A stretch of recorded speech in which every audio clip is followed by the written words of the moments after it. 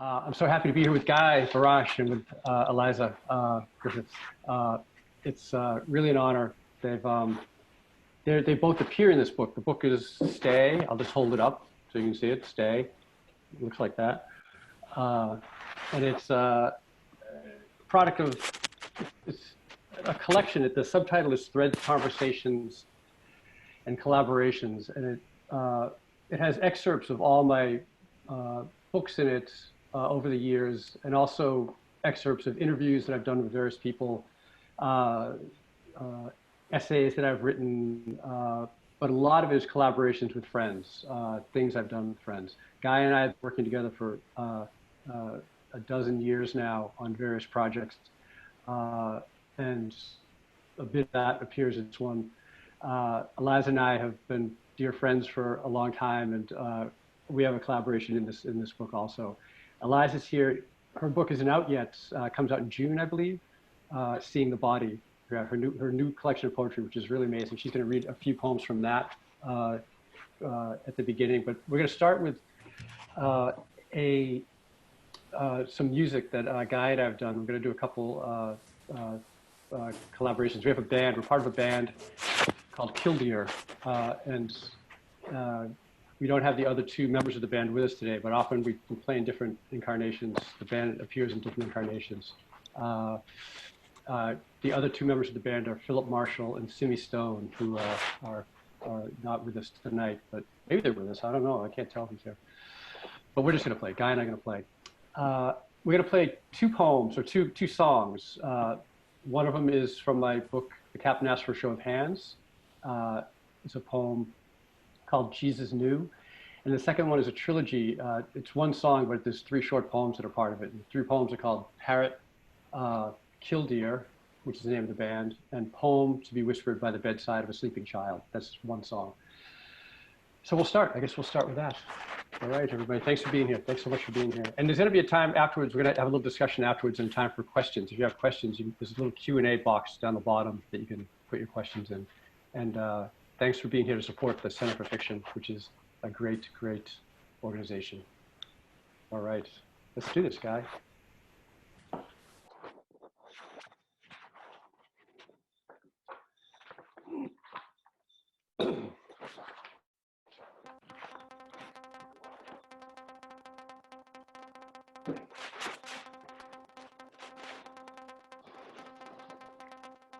Unlike you and I,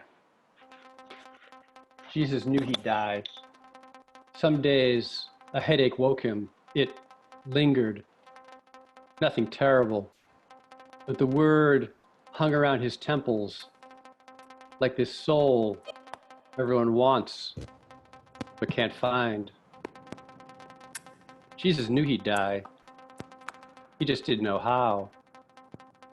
And that bothered him sometimes. And then he'd do one of his little tricks. What the hell? Didn't hurt anyone. Didn't make anyone disappear forever. But the tricks stopped working. He forgot why he did them and what for. He confused a story about a guy named Jesus with a story about a father he never knew. And it all began to hang like a moth-eaten coat pulled out of a trunk on a shaky day. Hey, let's return to the scene of the fucking tragedy. At least we all know how it turns out. Instead of this endless uncertainty, hey, let's sell our souls a few more times. No one's really counting. Those little papers you trade for your sins, what do you call them? Anyone? No? Anyway, Jesus this, Jesus that, God of nickel, God of dime, right? The real Jesus, he was lost. He walked into the desert. Not far, really. His friends, his disciples, he told them he'd come back. Like us, he said this every time he left, but Jesus never said wait, never pointed to the sky, never claimed he'd rise again, never asked us to eat his flesh. Jesus never asked for anything, as far as I can tell. He got tired every day and then slept. sometimes okay, sometimes unbearable. The dreams, the father pointing a finger at everyone, a finger you can't even look at.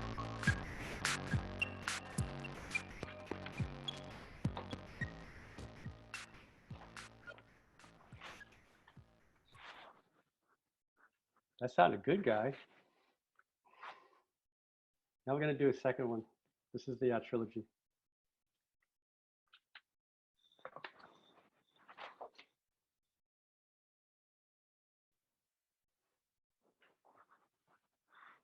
The three poems are called Parrot, Killdeer, and Poem to be Whispered by the Bedside of a Sleeping Child. I won't read the titles.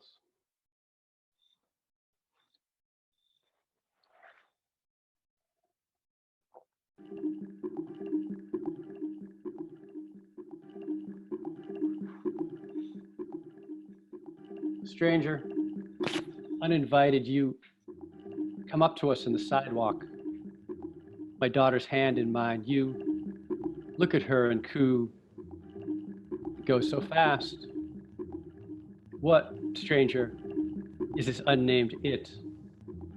This day, her life, our happiness?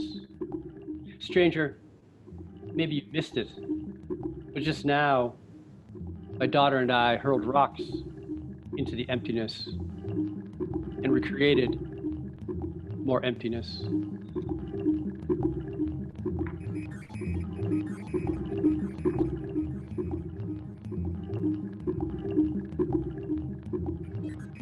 You know how a deer pretends to have a broken wing to lure predators away from its nest?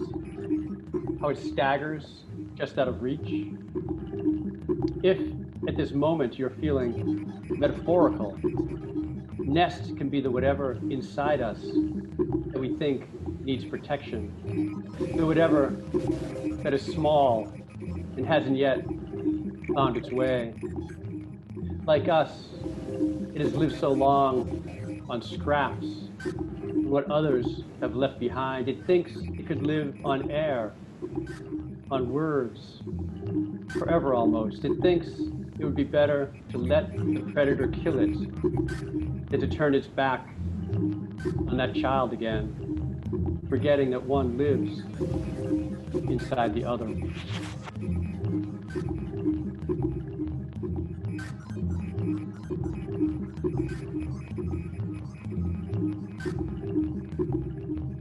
Poem to be whispered by the bedside of a sleeping child. Here's the deal. If you die, then I will be able to drink again.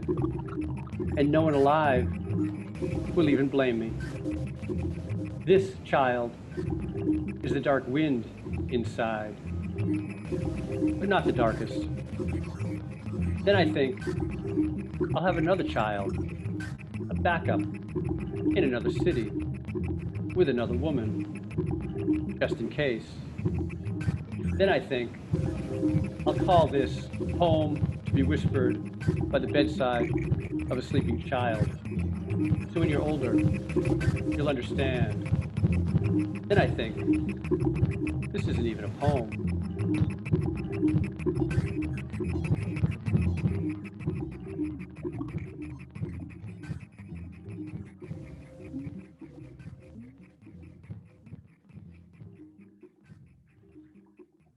We should like unmute everyone for a moment so they can all applaud for Guy Barash. Yay, yay. Thanks, Dave.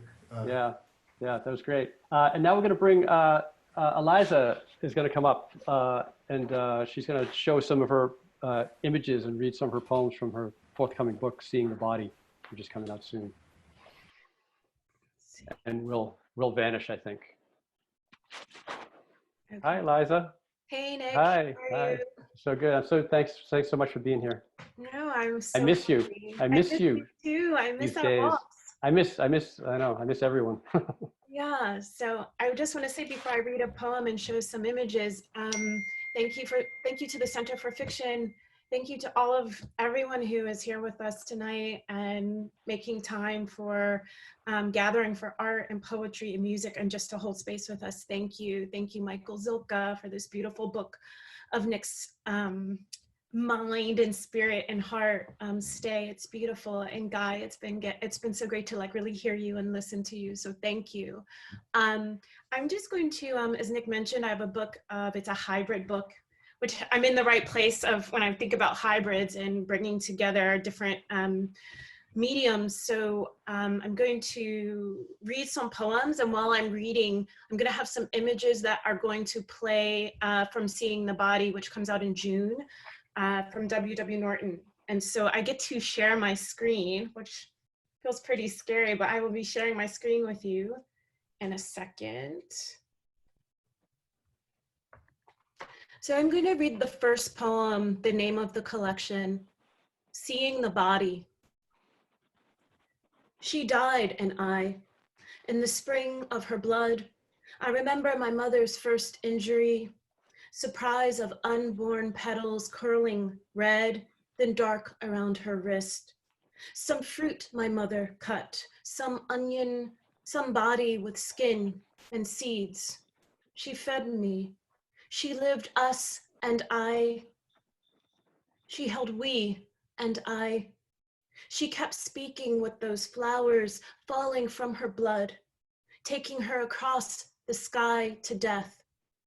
I remember her voice like a heart I never want to pull out, a horn that moves and grows as I live. In the next life, which is here and here, I gather every mouth that ever sang my mother's blues. She burned and she talked back hard at God. Oh, my mother, she danced unbroken too. Veil of grief on my back I wear, opening into something black, a life of flesh, like a petal or fruit or burning. I've carried everything and I'm tired. My mother survived and but she did not live. She told me nothing and she was waiting the entire time. How does the elegy believe me? Together we crossed the sky. There was a gate and we walked through the world like that. She wrote we and I. She was last or never seen. My mother, brown eyes without life, opened her eternity when the air in her stopped and she was last seen dying. My mother was too silent for the first time in her life.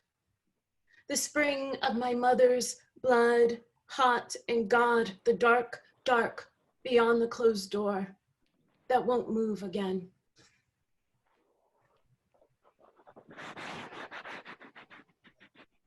And so I'm going to read one more poem, and it's called Comedy. It came out in November, which feels like years ago now. It came out in November in the New Yorker, and thank you to Kevin Young, who is also a mutual dear friend. But it's so hard to think about what November meant and was, and what November will be when we have November again. This is called Comedy. I am here before the nurse brings my mother breakfast. I study her body, try to remember if I caught my mother in the dream I had the night before, where the hem of her gown flew through a silver tunnel without end. Her skin went right through my hands whenever I was close enough to save her. She slipped through her name I could not stop calling until I sat up alone in my crib.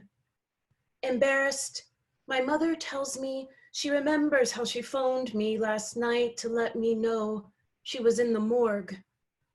She laughs now as the nurse whose feet squeak in Minnie Mouse Crocs arrives with tea. We watch the nurse with eyes that will never remember her face. Thank her for the toast that is thicker than my mother's hands. That morphine is some powerful shit, my mother says.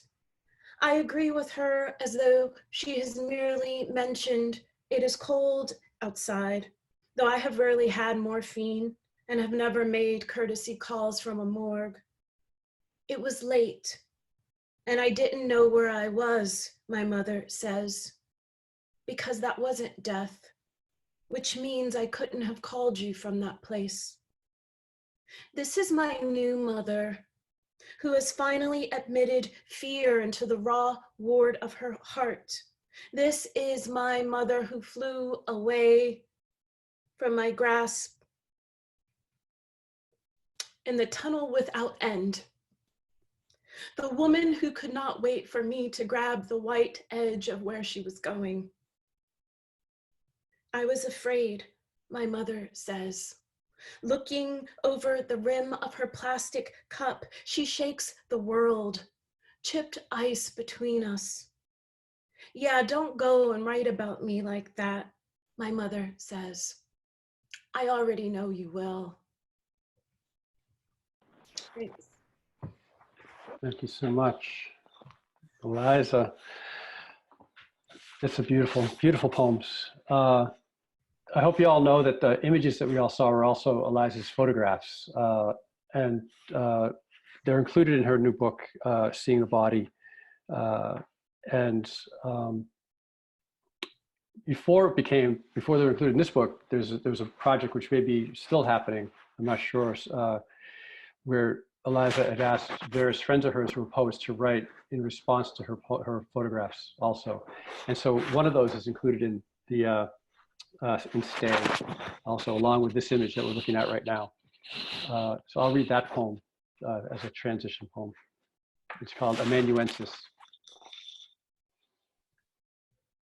I was just realizing, Eliza, this is the second time that we've been on tour. We were on tour for your last book too, remember? We did a whole, down in Texas. My feelings. Yeah. That was beautiful. Yeah, here we are. Amanuensis. If you write about painting yourself into a corner, I've lived so much with you not being here, then one day you might find yourself, in fact, painted into a corner. Or you might find yourself on the edge of a cliff, or maybe face down on the carpet in a white room.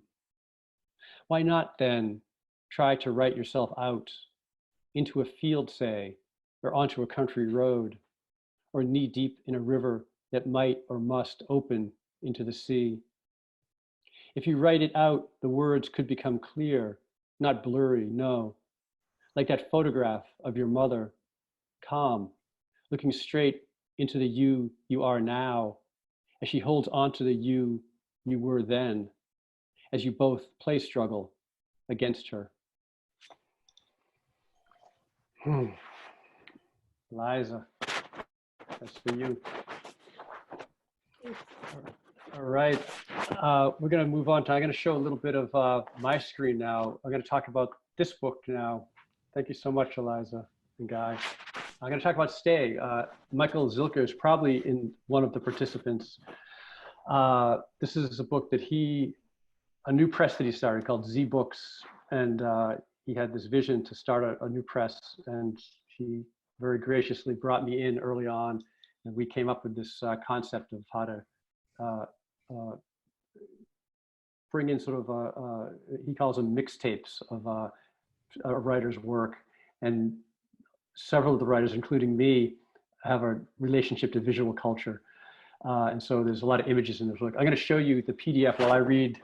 I'm going to do like Eliza did and show the book while I read and just read some passages. The passages are going to be short things. Some are from excerpts of,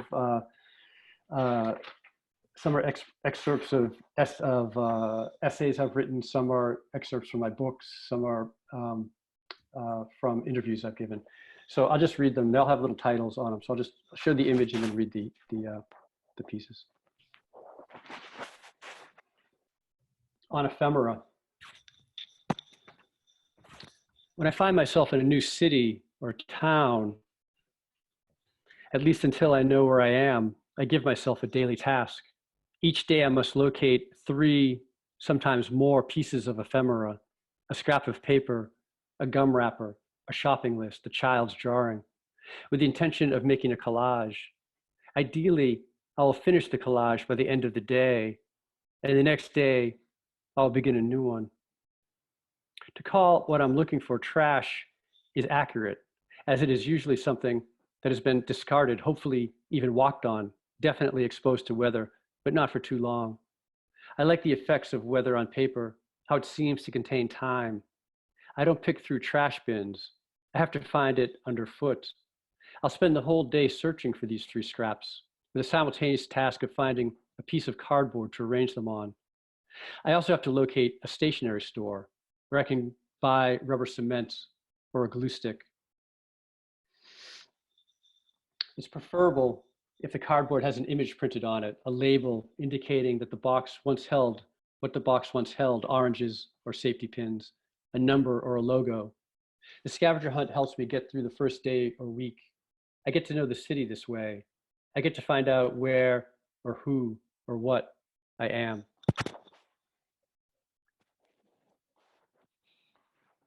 Okay, we'll move on. I'll sort of be scrolling through the book a little so that you get a sense of it. Where shall we land next? Okay, I want to go here. I think we have another friend of mine is here. So we see this is a comic by Josh Neufeld. It'd be lovely if he was here. I have no idea if he is. But I was going to land on this one though. This is another dear friend, Mark Adams. And I thought I'd read this. This is his, let me find the page. I have to find the page myself. Sorry.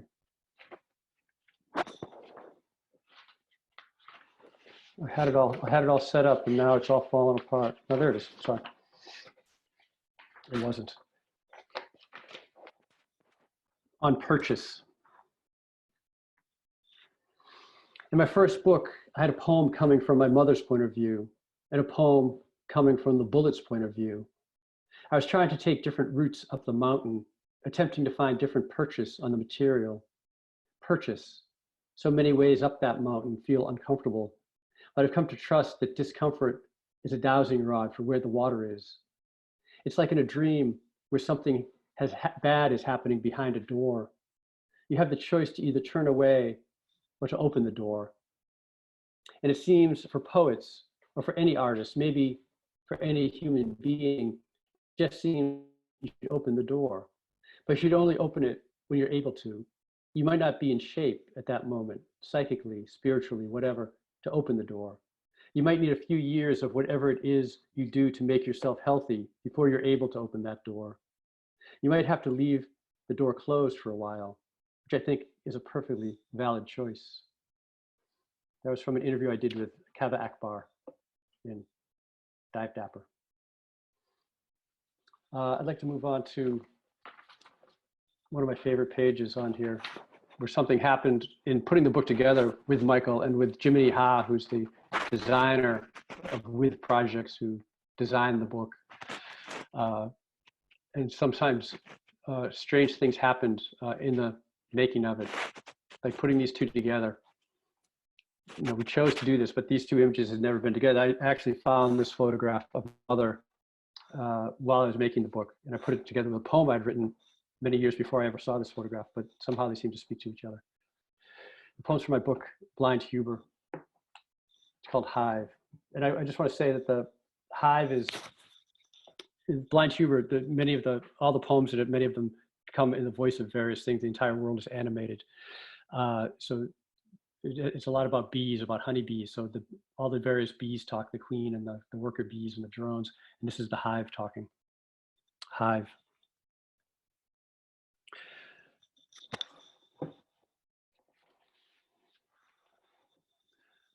What would you do inside me? You would be utterly lost. Labyrinthine comb, each corridor identical. A funhouse there, a bridge, worker knit to worker, a span you can't cross. On the other side, the queen, a fortune of honey. Once we filled an entire house with it, built the comb between floorboard and joist, slowly at first. The constant buzz kept the owners awake, then louder, until honey began to seep from the walls, swell the door frames. Our gift. They had to burn the house down to rid us.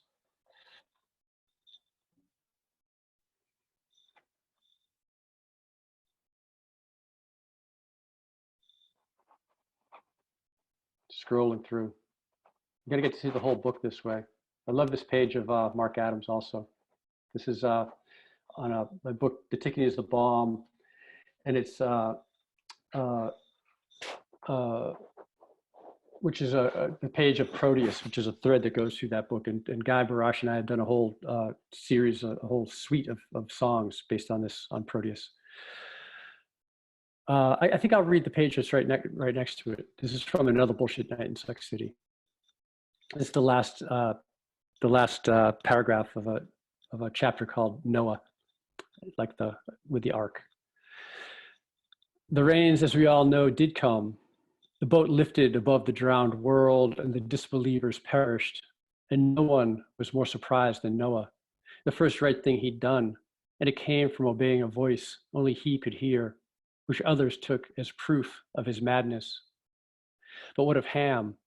It didn't matter if he told anyone about his drunken father or not, if he chided him or tried to dress him, if he lifted his struggling body back into bed, if he took his hand and told him where to place his feet. None of this changed the fact of what he'd seen. It's possible he opened a door innocently, followed the sound of Noah's voice cursing Noah in the sky. Possibly he didn't even look, that he turned away before seeing. And it's likely that Noah hadn't noticed the door opening, couldn't have told you who had come in, which son, wouldn't remember anyway. Apparently, it's God's call. Ham saw his father drunken and naked, and for this he was cursed, and all of his offspring, and the races that led from these offspring, accursed forever. I just want to give props there, credit to Marie Howe, my dear friend, who, when I was writing Another Bullshit Night in Sex City, directed me toward the story of Noah, as she is much more fluent in the Bible than I am. It was an amazing thing. I believe Marie's here. Thank you, Marie. That was also a collaboration. We'll move on. This is Guy Barash's. He wrote the score to an opera that we're trying to get produced. If anyone out there is like loaded. I'm gonna read a couple more. I want to land on this one. This is also another one. This is a collaboration that I really love. This is with Zoe Leonard. She can't be with us tonight, but she's here in spirit, she says. When she was taking this photograph, Zoe and I had a boat. I lived on a boat in Provincetown for all through my 20s, and Zoe lived in that boat one summer. And then we kept in touch. I followed her career as an artist, and she just had a big retrospective at the Whitney. And when Zoe took this photograph of this tree being or swallowing a chain link fence, I went and saw this at her opening, which was like in her apartment, I believe. And it was at the same time I was writing Another Bullshit Night in Suck City, and this line ended up in it, but I didn't really realize that it was sort of an unconscious collaboration, between us somehow, some unconscious connection. So this is a line from Another Bullshit Night in Suck City. I look in his eyes as he speaks. Somehow I've learned to do that, like a tree learns to swallow barbed wire. We'll move forward a little bit. I'll just find another image to land on, and then find there was Bill Shuck. Bill Shuck, who's here. Hey, Bill. This is a collaboration with my daughter.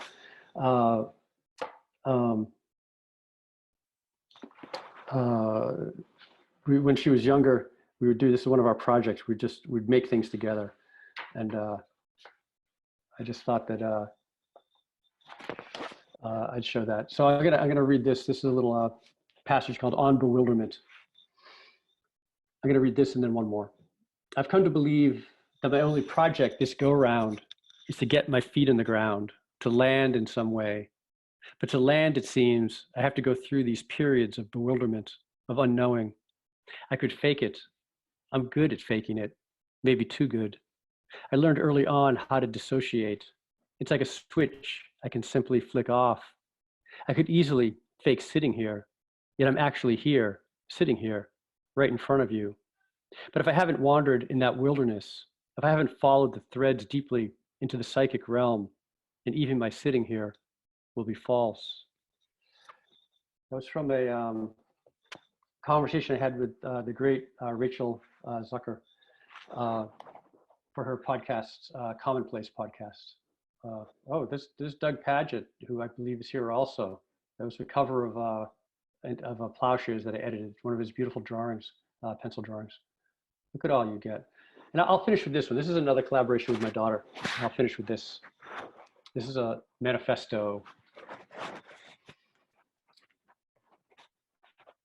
Early on, I began looking for people I could work with, someone, anyone, to help me with my projects, though what those projects might be was utterly inchoate to me, unformed, uncontainable, incomprehensible. In college, I set a typewriter up in my dorm room. Anyone who entered that room had to spend some time on it. You had to make something, leave something.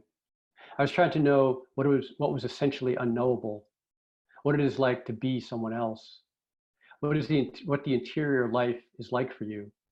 This is an idea I continue to wrestle with. All right, thank you. I'm going to leave this screen, and then we're all going to come back together. Hi, everyone. Hello. So we're going to have a little brief conversation. If you guys have questions in the audience, I guess there's a chat. I'm not really looking at the chats myself because that would distract me. But I think that Melanie will read questions to us. If you want to have a question for us, you can put it in the Q&A, which is the little thing 2 things over from the chat thing, the little chat thing. But hi, guys. Hey. Hi, can you hear me, Guy? Yeah? Hey, you guys can hear me? Oh, good. So let's, yeah, this was great. It's so good that you guys are here, and I'm glad that we got to show this in the world, in this strange world that we're in right now. I had this experience with listening to Eliza's, to your poem, Eliza. It felt like, so much more intimate to hear it like just you reading it into my ear.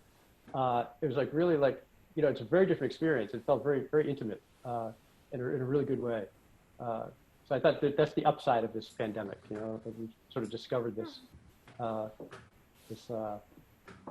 this thing. I hope this doesn't last. I mean, I much prefer to be able to see who we're reading to. There's 152 participants that are here, which seems insane to me. That's a huge crowd. If each one of them buys just like, 5 of our books, then, we'll be rich, We'll be rich. That's all they have to do is each one buys 5 books. That's like, we could retire, So have you've done other collaborations, Eliza, too, right? That's part of your project, right? Part of your. Yeah. I love collaboration. I mean, there's so many different ways to like define what that means anyway, right? Like, we're all collaborating right now. Just a thought to me right now that, 150 people or whatever are scattered all over, sitting in spaces and like occupying that, and they have like their whole like molecular situation around them and what they're going through, and then like we're all bringing it toward this screen, and like it's not a canvas. That sounds too woo woo, but it's like something, some kind of mosaic or something is happening, and that feels pretty exciting because it feels connected, but then like a certain kind of solitude or being isolated, against one's will. But I think one of the things when I think about with collaboration is the will, like the willingness to open and like kind of bind to someone else, like someone else's, vision, like to make an offering, the way that we're all making an offering by us coming toward you.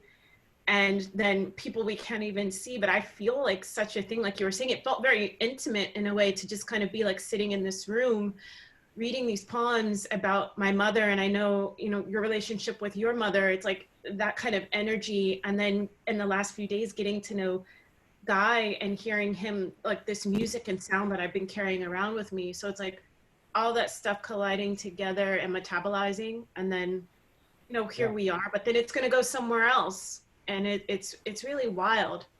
Yeah. Guy, how often are you collaborating with people and like, well, sorry, my back, I have a bad back or something. I can't sit up. I think by nature, musicians often collaborate because they often work together. They work with other musicians. But I also love working with people from other disciplines, writers, dancers, filmmakers. I thought the Guy was my composer, but he does cheat on me sometimes. He does work with other poets. He does work with other poets. So. Only dead poets, though. We've been through therapy, and now I'm allowed to only cheat with dead poets. They're easy. Yeah, but that's the thing. Most musicians, though, don't like. You collaborate. Your whole process is collaborative, but to work outside your discipline is unusual. At least in my experience, like it's not like a thing that a lot of musicians do because you're already collaborating. And my sense is with a lot of musicians, it's hard to translate that language into English, like to say like to a writer, to a dancer, like this is how I'm thinking of something. Because it's such a particular language, like math. It's like a learning entirely new. Yeah, maybe. I feel it's so integrated into my process. I mean, even when I don't collaborate directly with another person, I'm I'm watching things, I walk through this world, and I feel like all of these activities inform what I do. So everything basically is a form of collaboration. Yeah. But so it's very natural to me to start with approaching another artist from a different discipline and start a conversation about things that we're both interested in. And it's just a very it's mind-blowing how people from different disciplines trying to create but approach the same thing basically from different angles. There's so much to learn there for me. It's just I don't think I can create without it today. Me too. Yeah, it's really become essential. Eliza, you did these years. I don't know if you're still doing it, but your portraits of various poets, and that was sort of part of your whole probably coming up as an artist, as a writer. But it became its own art in itself. I mean, you're known as both a you're big in both worlds. Yeah, no, I mean, I think something's been interesting as you've been talking. It's like, I've been thinking of like just now, like elements and like the periodic table, like what can hydrogen attach to and what can like oxygen attach to. And I realized that like, if I have like my two-headedness and it's like I'm doing visuals, then it's to photograph a writer or a poet. It's like, I always read that writer's work. That's the way that I feel that I can even try to get toward the inner life of like a portrait. Because the portrait of a writer is words, it's language. It is their body, and yet it's something more. And so I'm approaching them in a very different way. Whereas I'm trying to think of like, when I collaborate with writers, it's very different because it's like, it's almost like we're using language, or we're using the same tools. I mean, I guess like anthologies or, writing together or like weaving language together. But then there's places I think sometimes in collaborations with like writers, it's like there has to be like some kind of fluid or vein or something that everyone's like plugging into. I don't know. I mean, I don't know. I'm collaborating right now. Sadly, it's been postponed, but wonderfully, it's still happening with the poet Tracy K. Smith. She's written an opera libretto, and I'm the image designer for that. And so it's like I'm learning all about opera and production, and it's like a new interface of language and vocabulary of these like amazing voices singing. and then trying to visualize space and images that are more associative, not illustrative. Like I never want my visual images to be like illustrative, although in the future I want to do children's books and illustrate them. But like there's something like lyrical in all of the way that we're all interacting with each other that I find really beautiful. And I feel like the space of the lyric probably lets me move like through all these spaces the easiest, to kind of like let it be all messy. Like I like mess. Like jam sessions with musicians, I'm so jealous because they just start that one, you know, that chord with like a bowstring, and then it's like a whole fucking orchestra. You know, I love that. Oh, first thing on here, not good. Okay, so yeah, like it's just that one jam, and then it's just wow, like it's amazing. Your photographs are also like that series we looked at is like lyric, because they're all of you. You're like you sort of turn the camera on yourself. You self-portraits in the midst of a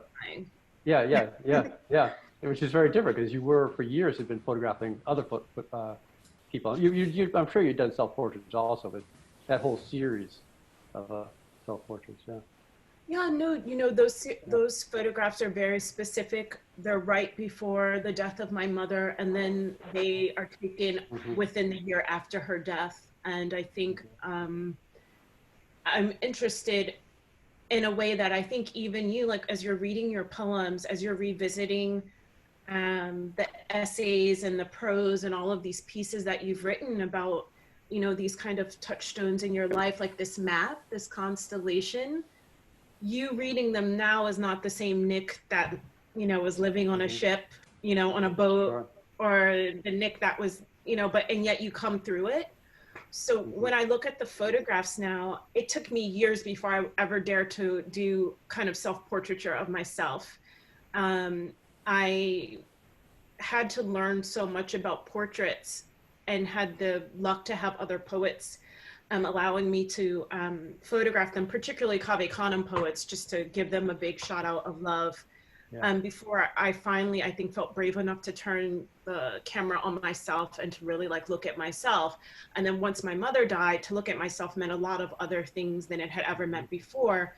And then also with those photographs is a sense of the world, like the environment I'm very, very concerned about, like dust, rocks, dirt, you know, grass, trees, sky, and being connected inherently to that. That's, you know, I mean, that's also what those photographs are about, is that there's the earth and here I am and I'm like this big, and that's and that's beautiful. So we should probably shift over to do some of the Q&A thing. Maybe Melanie can help us.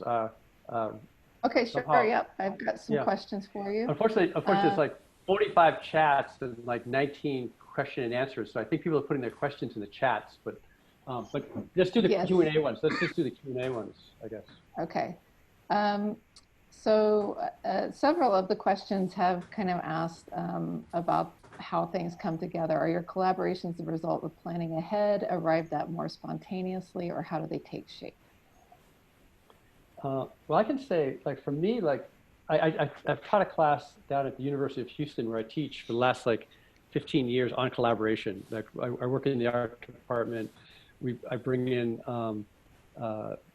you know, students from the dance department, from theater, from music. I mean, that went on for many years, and now it's like, it's still like that, actually. It's not directly about collaboration, but it's interdisciplinary still. And at the beginning, I was working with some other professors there, and it was decided that it was a good idea to just sort of randomly put people into groups. Like, okay, we'll divide the groups up. If there's a poet and if there's 5 poets and 5 playwrights and 5, dancers, we're going to put 1 in each. We're not going to like put 2 poets in each group. And then sometimes it would work well, sometimes it wouldn't. Then I just realized that, like, after a while, I realized like I would never work that way. Like, I choose who I work with. I work with people I want to work with. Like, everyone in the book, if I didn't know them before, I would call them a friend now. Just from working together, from the closeness of collaborating. So it usually just comes about organically. Like, really, the collaborations are someone who is some sort of connection between me and someone else, and we just decide to make something. I'm interested in what they do as artists, and they somehow see something in what I do. We just decided to try to make something together. Yeah. Rachel, Just to add to that, I was going to Yeah. say that there's like a Robert Rauschenberg quote that I really love, and he did a lot of collaboration with like Maurice Cunningham and, you know, Jasper Johns and all these people. Yeah. And then he would just say, you know, if we want to make something, we just do it. And I kind of love that, like not needing permission or authority, of just like there's that will, there's something innate, and it's like an experiment. Like we don't have to take this too seriously, but like it's the fact that we want to do this and we're going to make it. We're not waiting for anybody. We're just going to try it ourselves and see what happens, and not be so bound to it being like, you know, an ISBN number, or like it has to be like an album. It's just like, let's just do it. And that process, I think sometimes is much more, I don't even want to say valuable, because it's not even that. It's not even about ascribing value to it, but it's just the imagination and the wonder and the need to like, to connect in a certain kind of way, whether it could be like cooking or dancing, or like you said, a poet, a composer. I mean, there's so many ways that people collaborate, and like, unless you say, oh, you're collaborating, they're just like doing some kind of like natural thing that we all do with each other, especially right now, where kindness and thinking about other people is like really, really crucial to getting through these days, for me anyway. Yeah. There's something very playful about this process, creating from a place of game and play and playfulness. Really gives you an opportunity to be surprised when you just open up and don't take things too seriously. You can surprise yourself with, you know, beautiful things you never really imagined you can create. Yeah. I mean, we could talk about this all night, really. But the band that Guy and I are part of, Killdeer, all the poems from my last book were sort of like filtered through music, and you know, the book comes out. There's no music in the book, but the music is in the book. It's in each poem, but you know, it's changed the work just by that process. So, let's do another question. Something a lot of people want to know more about the process is what comes first. Is it the poem or the image, or is it a sound?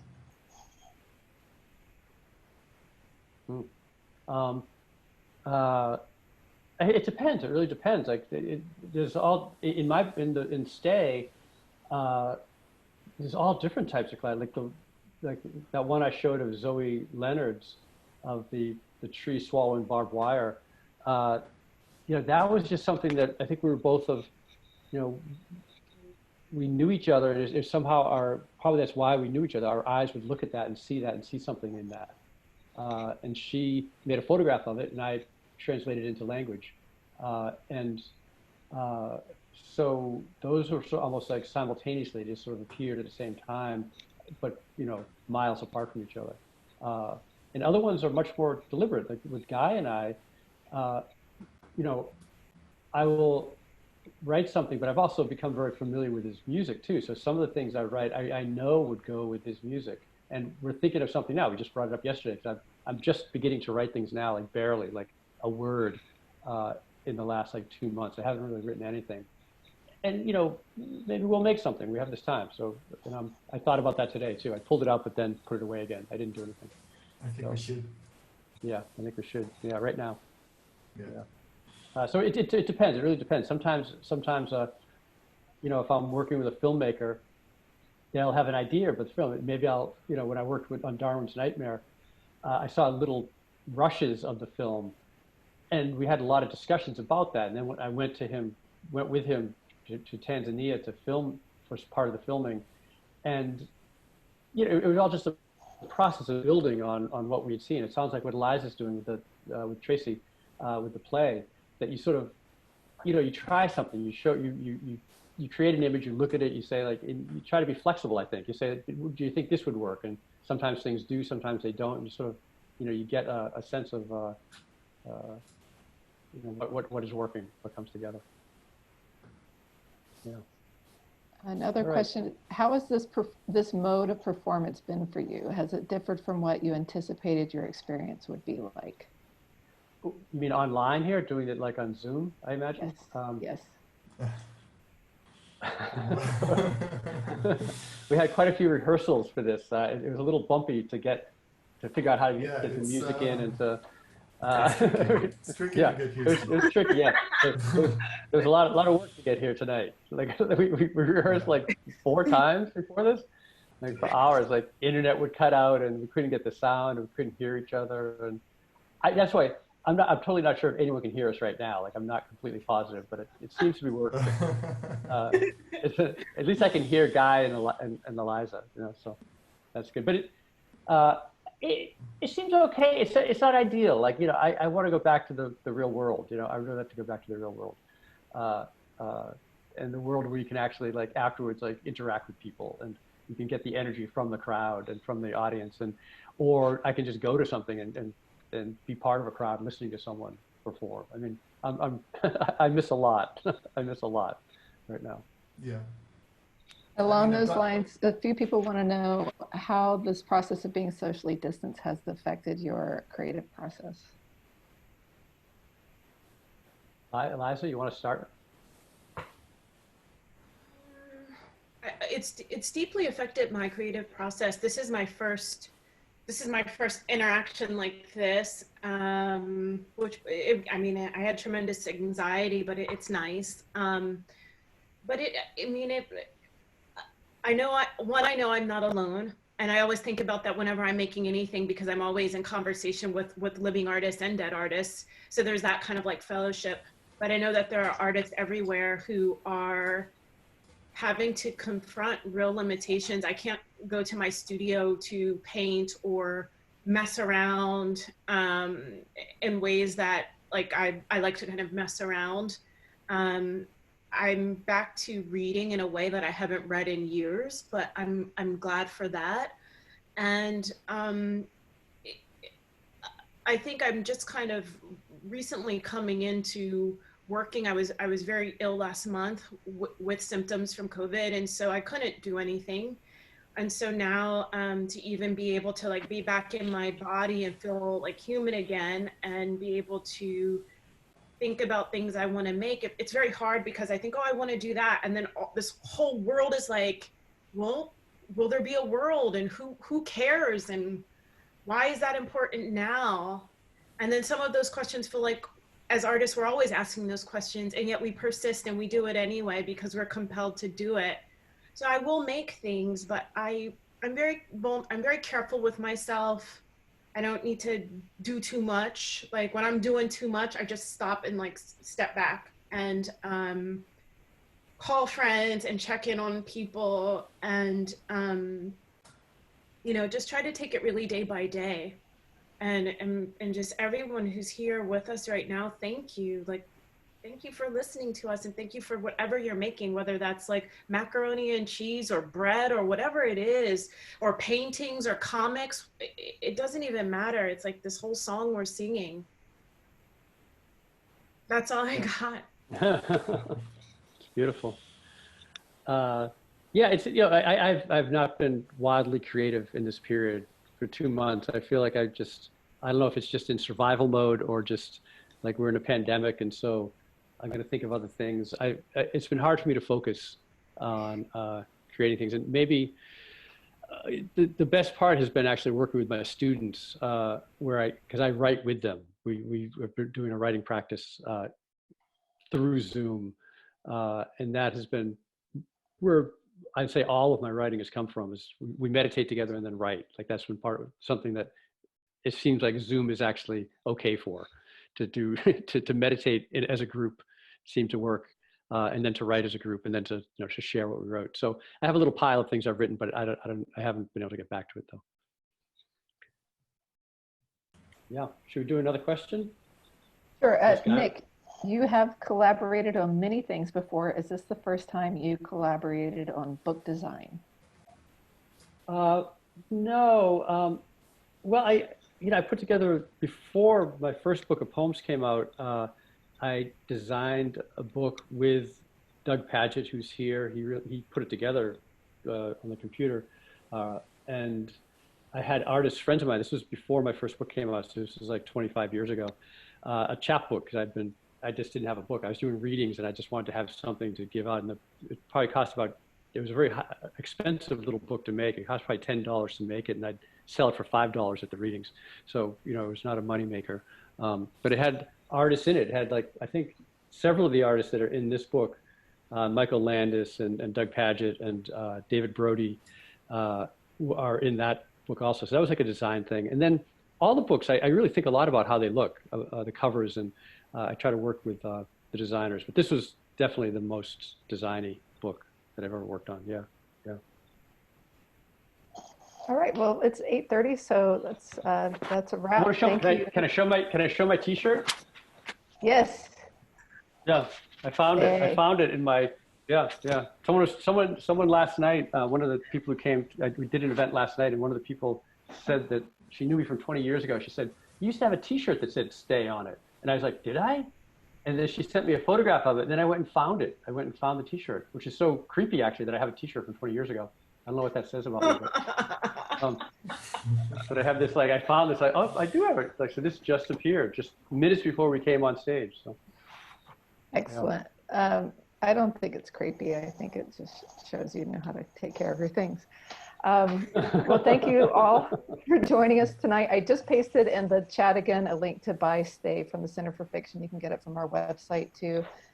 Your books are 10% off for events. And thank you for supporting literature at this time and literary nonprofits. And thank you to this incredible evening of art and performance, Nick, Rachel, Eliza, and Guy. And please come back and see us for Rachel Eliza's event on June 11th. Cool. Hey, can I read the chats before you hang up? Before you cut us off, I'd like to read because all these chats and people have sent notes. Is that sure. possible to stay on for a minute? Okay. Yeah. Okay. Cool. All right, everyone.